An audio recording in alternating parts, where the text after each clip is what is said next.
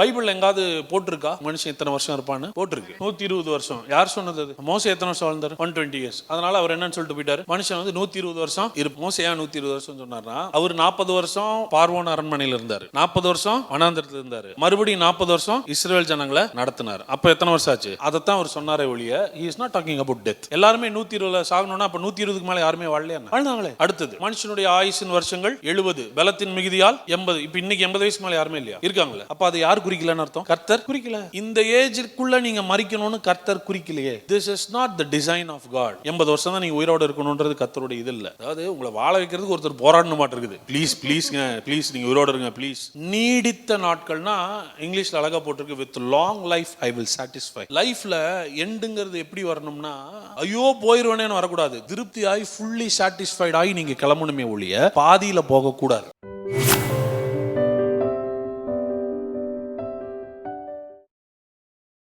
1 பேதுரு 3:10. ஜீவனை விரும்பி நல்ல நாட்களை காண வேண்டும் என்றிருக்கிறவன் பொல்லாப்புக்கு தன் நாவையும் கபடத்துக்கு தன் உதடுகளையும் விலக்கி காத்து பொல்லாப்பை விட்டு நீங்கி நன்மை செய்து சமாதானத்தை தேடி அதை பின்தொடர கடவன். சூப்பர். எதை விரும்பி? ஜீவனை விரும்பி. எத்தனை பேர் உங்க லைஃபை விரும்புறீங்க? இப்படி ஒரு பதில் நான் எதிர்பார்க்கவே இல்லை. இருக்கிற வரைக்கும் இருக்கலாம் பிரதர். ஆண்டவர் நிறைய பேர் சொல்கிறது என்னென்னா, ஆண்டவர் எத்தனை நாள் வச்சுருக்கிறாரோ, ஆண்டவர் எத்தனை நாள் வச்சுருப்பாருன்னு சொல்லிட்டா ஆண்டவர் நித்தியமாக உங்களை வச்சுருக்கணும்னு நினைக்கிறாரு. ஆண்டவர் உங்களுக்கு டெத்தே பிளான் பண்ணலைன்னு உங்களுக்கு தெரியுமா? Death is not God's plan.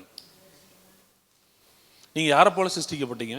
இது நீங்கள் சில இதெல்லாம் ஷாக்காகிறத பார்த்தா நம்ம மேலே பேட்சை குத்திராதீங்க, இவர் கள்ள உபதேசின்னு வெயிட் பண்ணுங்கள். நீங்கள் யாரை போல சிருஷ்டிக்கப்பட்டீங்க? யாரை போல? தேவன் மரிப்பாரா? மனிதனை தேவன் படைத்த போது அவனுக்கு ஒரு இயர்ஸ் எக்ஸ்பைரி டேட் ஆண்டவர் ஃபிக்ஸ் பண்ணாரா? மனுஷனுக்கு இத்தனை நாள் நீ உயிரோட இருப்பேன்னு எக்ஸ்பைரி டேட் சொன்னாரா? இல்லை. அப்போ மரணம்ன்றது எங்கே தான் உள்ளே வந்துச்சு? இடையில உள்ளே வந்துச்சு. மரணம் உள்ளே பிரவேசித்தது. அதுக்கப்புறம் தான் மனுஷன், அதாவது ஃபஸ்ட்டு வாழ்ந்த மனுஷன்லாம் சாகிறதுக்கு கஷ்டப்பட்டான், இப்போ வாழ்கிறதுக்கு கஷ்டப்பட்டு இருக்கிறோம்.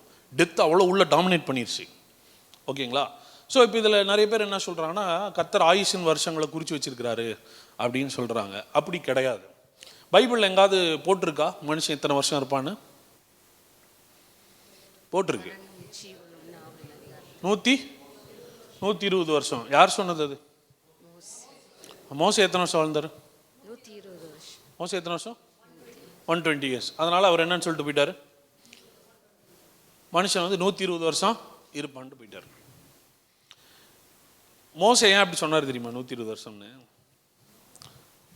மோசே ஏன் 120 வருஷம் சொன்னார்னா, அவர் 40 வருஷம் பார்வோன் அரண்மனையில் இருந்தார், 40 வருஷம் வனாந்திரத்தில் இருந்தார், மறுபடியும் 40 வருஷம் இஸ்ரேல் ஜனங்களை நடத்தினார். அப்போ எத்தனை வருஷம் ஆச்சு? அதைத்தான் அவர் சொன்னாரே ஒழிய he is not talking about death. எல்லாருமே 120 சாகணும்னா அப்போ 120க்கு மேலே யாருமே வாழலையா என்ன? 120க்கு மேலே யாரும் வாழலையா என்ன? வாழ்ந்தாங்களே.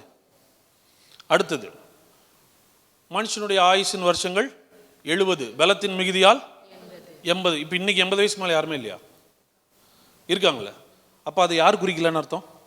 கர்த்தர் குறிக்கல. இந்த ஏஜ்க்குள்ள நீங்க மரிக்கணும்னு கர்த்தர் குறிக்கலையே. 70 பலத்தின் மிகுதியால் 80னா எகெயின் இவர் தன்னுடைய எக்ஸ்பீரியன்ஸ்ல இருந்து பேசுறாரு. 40 வருஷம் 80 வருஷம் அப்படின்னு அவருடைய எக்ஸ்பீரியன்ஸ்ல தான் பேசுறாரு ஒழிய this is not the design of God. 80 வருஷம் தான் நீங்க உயிரோட இருக்கணும்ன்றது கர்த்தருடைய இது இல்லை. 91ஆம் சங்கீதம். எத்தனை பேர் வாழ்றதுக்கு ரெடியா இருக்கிறீங்க? அதாவது உங்களை வாழ வைக்கிறதுக்கு ஒருத்தர் போராடணும் மாட்டு இருக்குது. ப்ளீஸ் நீங்க உயிரோட இருங்க ப்ளீஸ். 91ஆம் சங்கீதம் 16 வசனம். நீடித்த நாட்களால் அவனை திருப்தியாக்கி என் ரட்சிப்பை அவனுக்கு காண்பிப்பேன். எத்தனை நாட்களால்? நீடித்த நாட்களால். நீடித்த நாட்கள்னா இங்கிலீஷ்ல அழகா போட்டிருக்கு, with long life I will satisfy him. என்ன லைஃபா? Long life. நீடித்த நாட்களால் நான் அவனை என்ன ஆக்குவேன்? லைஃப்ல எண்டுங்கிறது எப்படி வரணும்னா, ஐயோ போயிருவேனேன்னு வரக்கூடாது, திருப்தியாய் ஃபுல்லி சாட்டிஸ்ஃபைட் ஆகி நீங்க கிளம்பணுமே ஒழிய பாதியில போகக்கூடாது. ஓகேவா? இன்னைக்கு மறிக்கிறவங்களாம் சந்தோஷமாகவும் மறிக்கிறாங்க.